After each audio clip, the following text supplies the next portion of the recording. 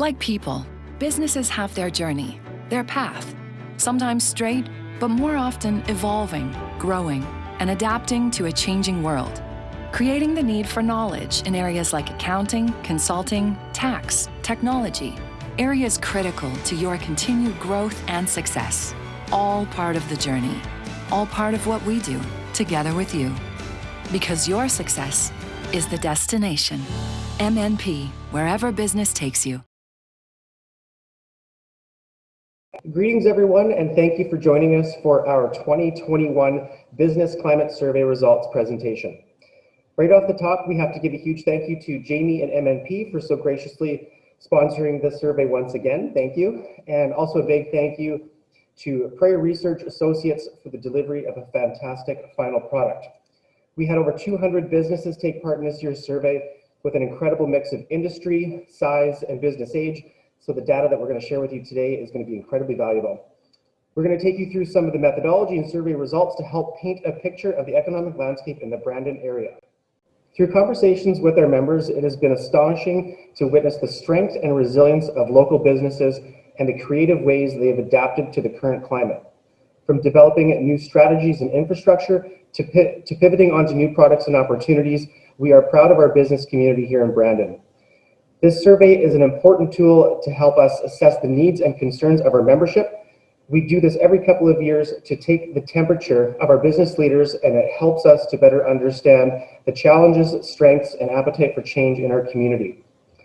I've been involved with the Chamber now for the better part of 5 years, and I honestly cannot count the amount of times I have referenced these surveys in the past. So I can tell you that we do take these results very seriously and will continue to use them to form our platforms and shape our advocacy over the coming years. MNP feels very strongly that it is important to look forward by finding out what is important in the marketplace and promoting action to solve potential problems. A proactive approach to conducting business allows a community to make changes in advance to avoid hurdles that could become large if not dealt with on a timely manner. The pandemic has caused extreme challenges. We have all been forced to change how we do business. However, we thought that the survey would still give us insight as to what is important in our business community. We did add in some specific COVID-19 questions, as this is the reality in the moment that we're living in.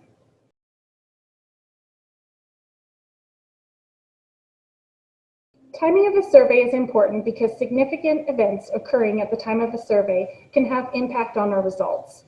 The current pandemic has impacted businesses this entire year, and we felt it important to capture feedback from our members. However, it is notable to remember that the survey is a snapshot in time. We delayed the initial launch of the survey due to our initial code red lockdown having occurred the same day as the survey was supposed to be released. We wanted to be sure that the survey was completed after the initial shock and anger had subsided slightly. Our last survey in December of 2017 was completed in a non-pandemic year and represented the business community's feelings towards these same governments as they hit the midway point of their terms. In terms of the city, the results are coming near the end of the term, with an upcoming election this fall. This year's survey included responses online as well as by telephone. Invitations were sent to Chamber delegates of private business members to complete the survey online, which was followed by phone calls to a random sample of those who had not yet completed the survey. 106 were completed online, 97 were completed via the telephone. A total of 471 member delegates were contacted for the survey. Responses represent a diverse group of industries, size of businesses, and age of businesses. So right off the top, when we got into the survey, we wanted to ask the important questions about COVID-19 and the effects they've had on the business. So obviously an incredibly important question to ask right off the top. How would you describe the impact of the pandemic on your business operations?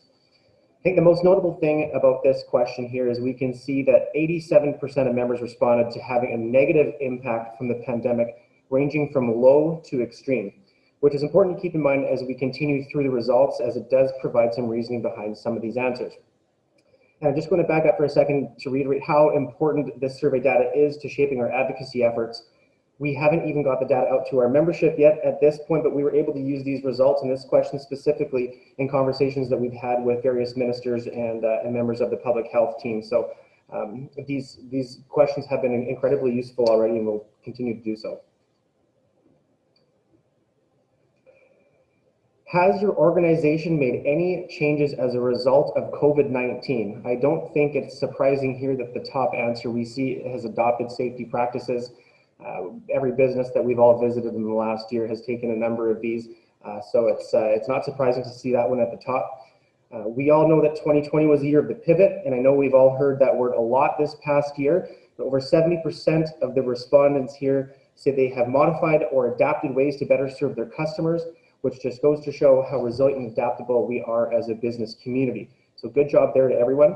And I also just wanted to shed some light on the 34.3% of respondents that said they had taken on additional debt during the pandemic.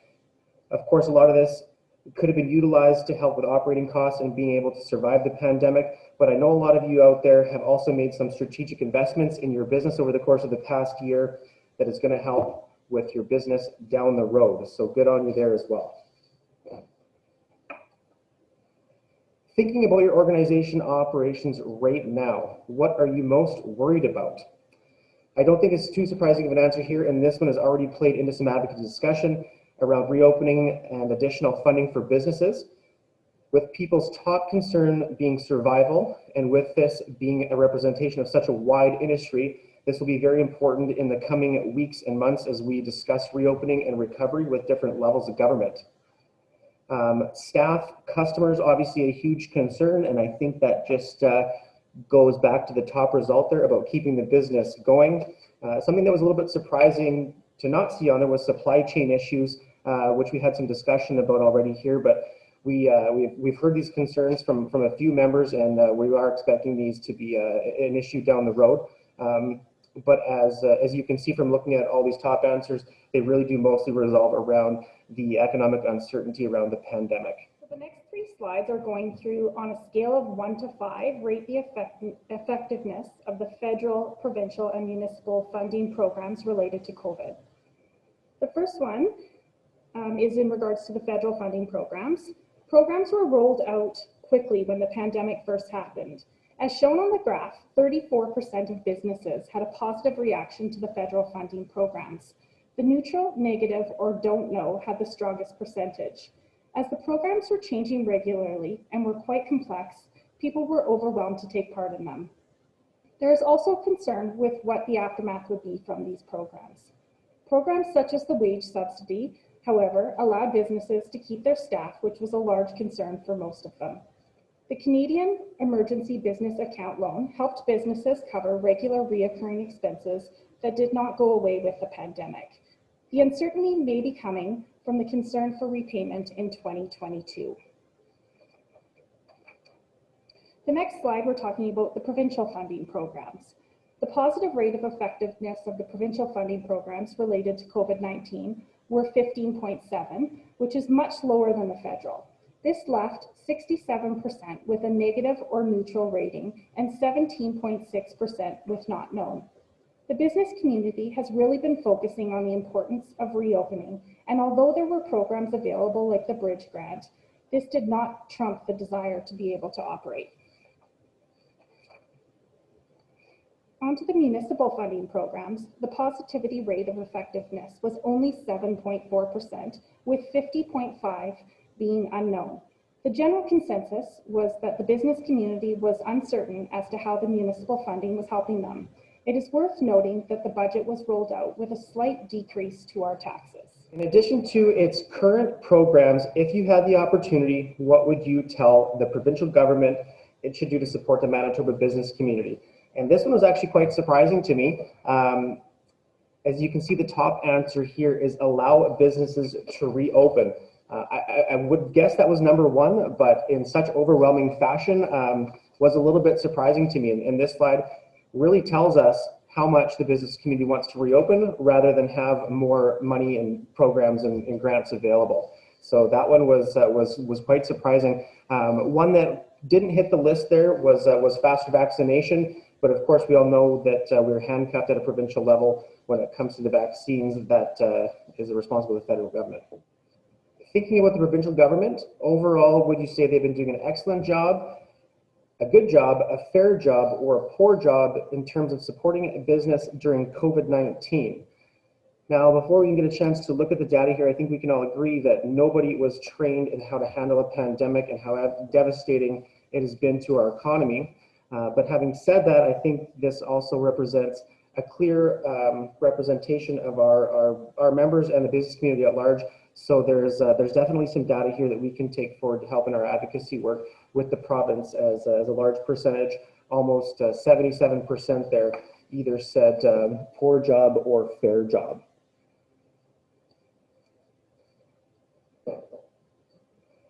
Thinking about the federal government, overall, would you say they've been doing an excellent job, a good job, a fair job, or poor job in terms of supporting the business community during COVID-19?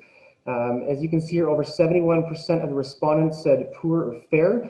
These results are a little more favorable than they were at a provincial level. I do think the business community and really the community at large was thankful on how fast the federal government was able to get funds moved out and into the pockets of the people that needed them the most at the start of the pandemic.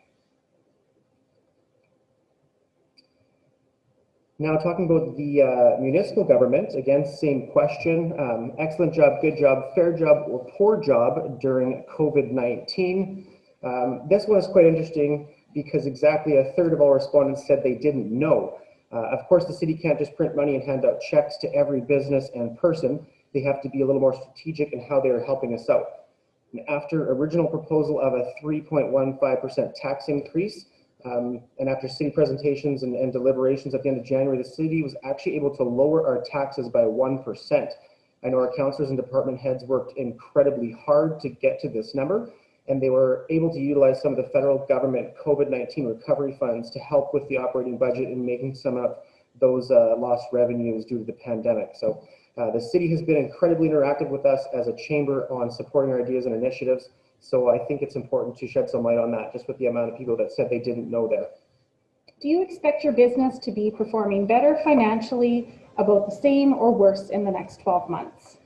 85.3% of businesses expect their business to perform about the same or better in the next 12 months. In 2017, businesses expected to do the same or better at only 71%. With the uncertainty of COVID-19, just the ability to be able to be open or to be open at larger capacity would allow them to do better. It is worth noting that a lot of businesses have changed the way they do business now, which has shown the strength of the business community and their ability to adapt to any situation.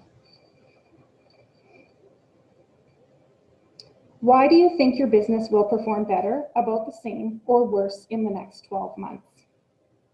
With 23% of the responses being a return to normal or reopening as the top answer, it really shows the optimism in the community.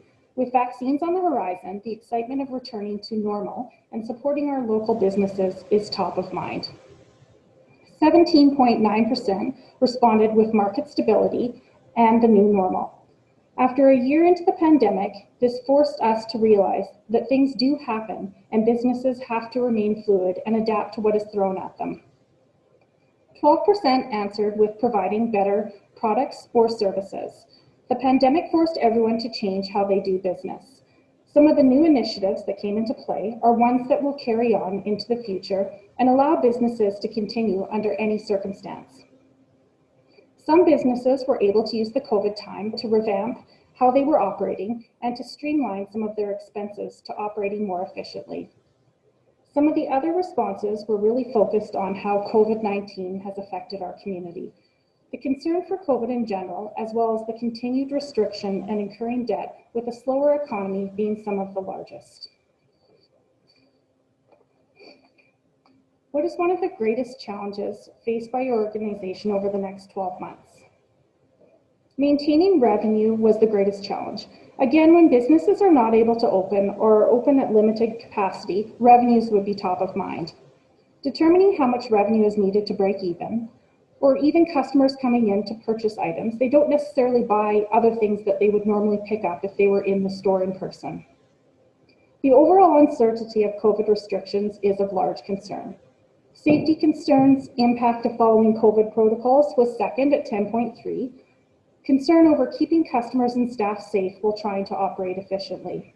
Concern over multiple staff being off at the same time for illness while trying to continue to operate.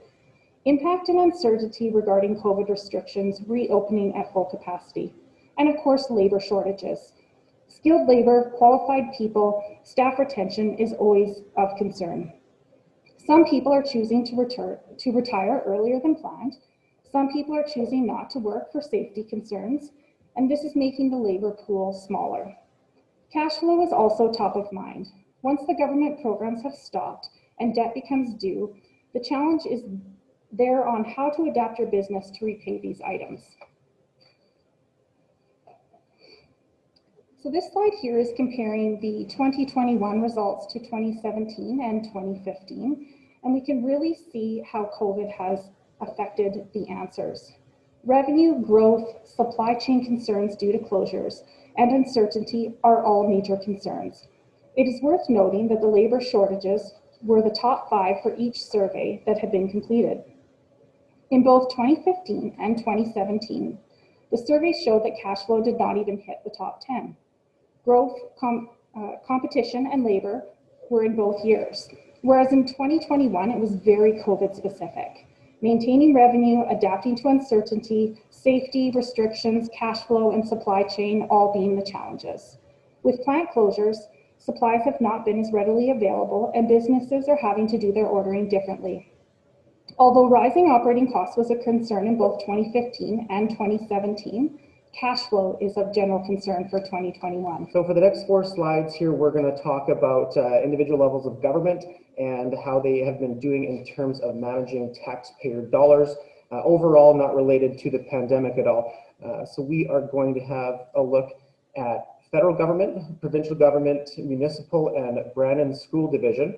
So just a quick overview here. We are going to get into each of them individually, and you'll see all these results here as we move on.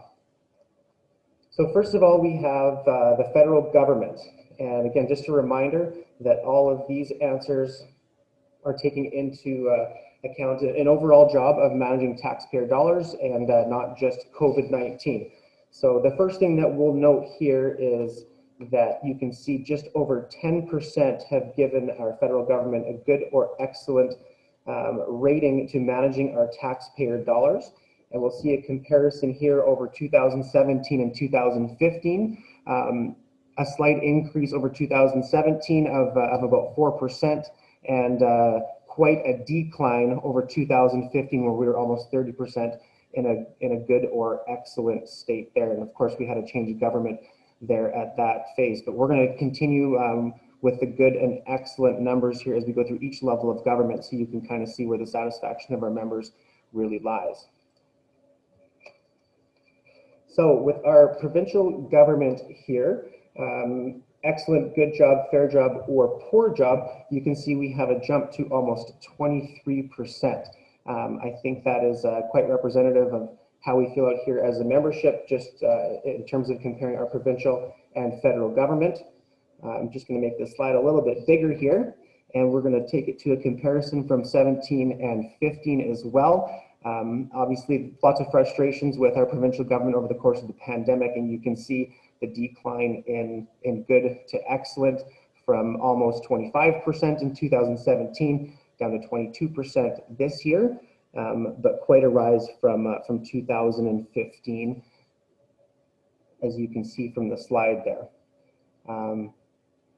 As we take a look at the municipal government, I don't think you're going to be surprised here again, but the don't know was quite high.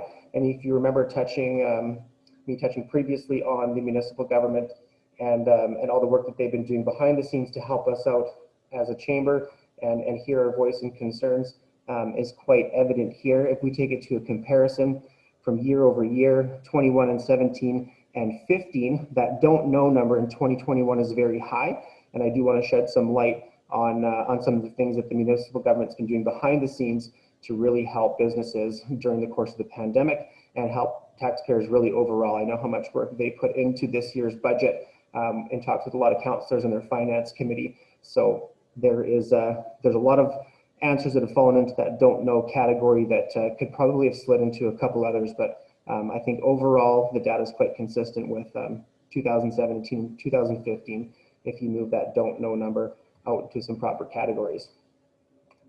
Brandon School Division, we've had a lot of engagement with the school division on a year-to-year basis. This is something that our government relations team takes very seriously. They do have a pre-budget meeting with the school division every year and have a chance to have some input on how some of those dollars are spent.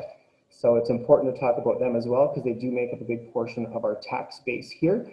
And these are the answers from this year. If we're keeping on the same theme as the previous two questions, we can see there's a combination of about 26.5% saying they're doing a good or excellent job. And just comparative over the last 3 years, we can see that that number is higher than 2017 by a few percent, but compared to 2015 is a little bit lower. So a big thank you to the school division for all of the input that they've let us have into their budget over the last couple of years. And we'll definitely use this data going forward to help them however we can. Now we're getting to some of the fun stuff. Where do you want more of your tax dollars to be spent? I don't think it's incredibly surprising here to see infrastructure at the top of the list. Infrastructure investments from any level of government are quite typical during difficult times. It is a great opportunity to create new jobs and keep money flowing into the economy. This information that you're looking at here also aligns with what the provincial government heard in their Engage MB process for their 2021 budget about the best way to recover from COVID-19. 40% of all their respondents expressed a desire to invest in infrastructure there as well. So this view is quite popular across the province.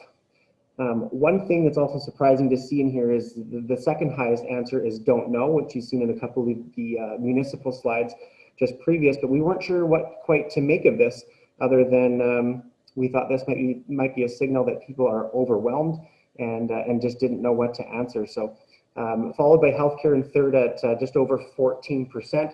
Healthcare has been a big topic of our discussion over the course of the past year, which it hasn't been traditionally in the last 5 years.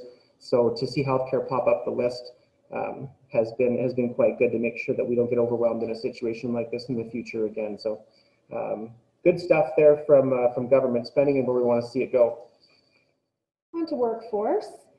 In 12 months, do you expect the number of people employed by your organization in Manitoba will be greater, fewer, or about the same as today? 88.2 say about the same or greater. People were generally not hiring during the pandemic with the uncertainty of the future and perhaps not even being open. In business minds, it was how do we bring our staff back and grow? This is a positive number as people are looking at the future with the vaccines rolling out and allowing us to return to normal. In the past 12 months, has it been harder, easier, or the same to find employees? 29.9% were not hiring during the pandemic. Interestingly though, 27.5% found it harder and 31.9% found it the same. Some experienced workers who were normally working during this time may have chosen not to due to COVID-19. Childcare was also an issue, not allowing people to be able to work the way they used to. And some people chose to retire early due to COVID. It is also worth noting that the CERB money that was available may have caused some people who would normally be in the workforce to choose not to be. In the past 12 months, are the people you are hiring? We looked at 38.2% are requiring training. This is consistent with past surveys. The pandemic did cause some people to switch careers to continue working, and so it would be expected that training would be a top priority. The qualified is showing up at 21.1%. In looking to fill positions in your organization, what positions, if any, are the most difficult to fill? With the largest amount being 49.7%, that's the skilled labor. This was the most difficult position, with the second being entry-level positions at 28.0%. This again is similar to prior year surveys. Okay, we're going to jump into some economic development stuff, some of my favorite topic here. So, wait, some of my favorite topic. That sounded dumb. Okay, if anyone was able to hear that, didn't make it out of the cut, I'm getting laughed at out of the room because I just blew my opening line. But it's about economic development. No, it's not part of it. No. There's no enjoyment to business No, I'm doing it. All business. This one needs to be live. Just give it 2 seconds and then start recording. All right, on to some more fun stuff here. We get to talk about economic development and economic development incentives. So the question that we had pop up here in the survey: would you support or oppose the City of Brandon using tax dollars to provide economic incentives to bring business to Brandon? And as you can see, an overwhelming majority of respondents are in favor of the city using tax dollars to provide economic incentives to attract new business. And I know this information will be shared with the Economic Development Office in Brandon. So Sandy and Dan, if you're out there listening to this, we're coming for you. We've had a lot of engagement over the last couple of years, and this will be good information to take some of those next steps in helping get some of those packages built to attract some new business. So very good info there.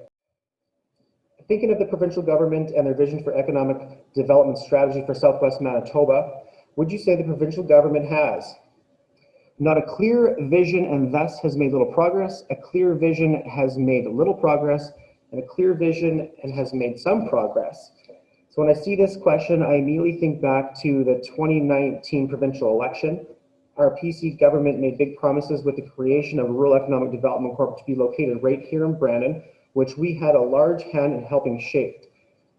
We had been there in their ears for years about this. And although the pandemic had slowed a lot of that progress down, the newly formed Rural Economic Development Corp did form their board last year and have made significant strides in the areas of hiring a CEO and finding space here in Brandon. We are told they are going to be operational by the spring of 2021.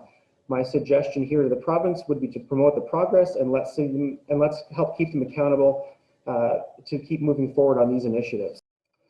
Thinking about Brandon as a place to conduct business, would you say it is better, worse, or about the same as it was 5 years ago? If you first look at the data from 2017, you can see that members responded about the same or better, made up a total of 71% of the total answer.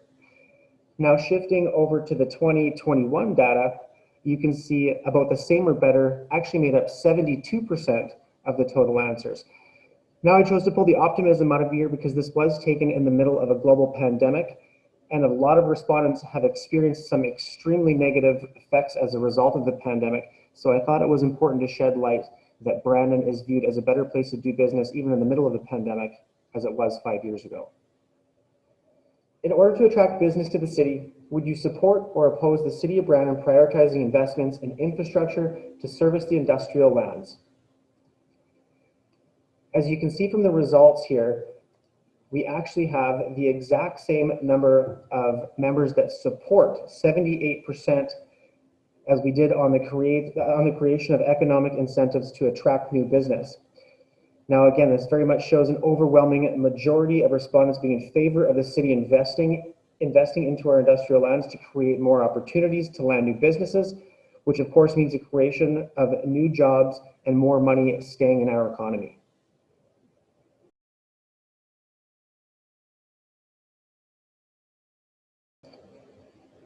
As much as we've been trying not to focus just on COVID-19, it's very reflective in the slides that this has been the biggest thing going on this year. Business recovery is key. As much as there has been a lot of innovative things going on and there has been a lot of great things coming to play, the pandemic has been hard on everyone. As a chamber, we've done numerous things around business recovery. From our dialogue with the province on a week-to-week basis on the reopening and recovery as a whole, to the recent striking of our business recovery task force, we have done a lot of work on getting the economy reopened and on the road to recovery. And this work is going to continue for weeks and months and years ahead of us. In terms of business recovery as a next step and as kind of a summary of all the data that we've seen here today, the Chamber has taken the initiative of starting a business recovery task force that has been well underway for the past 6 weeks and has set out a number of goals, both immediate, medium, and long-term, to help serve our membership and our business community moving forward. And we're going to continue to work with our team on the task force and the provincial and federal government to help get our economy restarted and ready to go. I just wanted to reiterate some comments that I had made in the introduction about the conversations that we've had with our members over the course of the pandemic. It has been astonishing to witness the strength and resilience that we've had as local businesses and the creative ways that we've adapted to the current climate. From developing new strategies and infrastructure to pivoting onto new products and opportunities, this business community has continued to surprise me over the course of the past 12 months. So I just wanted to bring a quick summary to you folks from some of the data that we've brought forward today, and just really highlighting some of the things that we've heard in the survey. Going back to the first question, describe the impact of the pandemic on your business. Over 87% of respondents report to having a negative impact, ranging from minimal to extreme. Thinking about your business right now, what are you most worried about? The top answer that we heard was keeping the business open, survival. What is the greatest challenge faced by your organization over the next 12 months? The top answer that we had was maintaining revenue. Again, over the next 12 months, do you expect the number of people employed by your organization to be greater, fewer, or about the same as it is today? 67% of respondents said the same or fewer. And again, thinking over the next 12 months, assuming things are going to be back to normal, what one change in the business environment would help you in your organization the most? And the top answer here was opening up and the loosening of restrictions. So we've got our marching orders as a chamber, and we know from these 4 answers exactly what the next steps are going to look like in our advocacy efforts to help get our community back to normal. And I think you said it exactly, is that people aren't wanting the government funding. They're not wanting anything but to be able to open and operate their businesses. And it's just a reminder of how important it is that we support each other and support local and buy however you need to buy, whether it's ordering something online from your local person, whether it's doing curbside pickup or whatever the way the business has innovatively moved to be able to sell, we need to support each other. And I think that's what's being said here. Absolutely. And as we look to some next steps, of course, we need to talk economic development and call on different levels of government. You'd heard from the answers about the municipal government and our economic development incentives in the industrial lands and different economic incentive packages to attract more business. And it was an overwhelming response with 78% of our members wanting the city to look more at that. And we'd seen some of the disappointment with the answers in the provincial government on their direction in terms of economic development. So I'd call on them to promote some more of the good work that they have going on behind the scenes with the Rural Economic Development Corp and some of the things that are unfolding there, and just to keep moving in the right direction. Absolutely. And if we touch base just on labor again, just to bring up that has been a concern since 2015, and if not, well, probably a lot earlier than that. But it's important to get the college and the university reopened so that we can train our next generation of people coming up to be in a more in-house classes rather than the virtual way. And both of those places have talked about their plan to roll this out. We've had an incredible relationship with our post-secondaries the past number of years since I've been around, and I'm sure a long time before that. And there's been a lot of good work happening on the Workforce Development Committee, and we've had a lot of good work going on with both BU and ACC, and it's nice to see those relationships continuing to evolve as we look to a future workforce. So I think with that, we'll probably let you folks off here, but I do have to give one more big, huge thank you to Jamie and MNP for the gracious support of the Business Climate Survey again in 2021, and all the great work that PRA has done in bringing all this data to you folks to help us with our next steps to serve the community. We want to thank every member that took the time to complete the survey. It provides us with valuable insight to see where the needs are in our business community. The past year has forced us to change how we operate and to pull together as a community to survive. Brandon has a varied economic base and a strong economy leading into the pandemic, which has allowed us for some resiliency.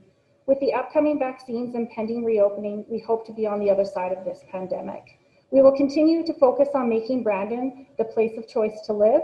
With a lower cost of living and education programs available locally, we can work on ensuring the labor concerns are dealt with. Thank you to the Chamber staff and to Spencer for all of your help with the survey. And just to repeat what Jamie said, obviously thank you to all the members out there that have taken the time to fill out the survey and give us the data that we need to form our next steps in our reopening and our recovery, and what we can do to serve you folks as a chamber. It doesn't mean that our phone lines are off now. We'd still love to hear from you. I know all you folks have the contact info for all the wonderful staff down here at the office, and myself, I'm willing to chat business with you anytime, and would love to hear all your feedback here going forward so we can better serve you and make Brandon a better place to live.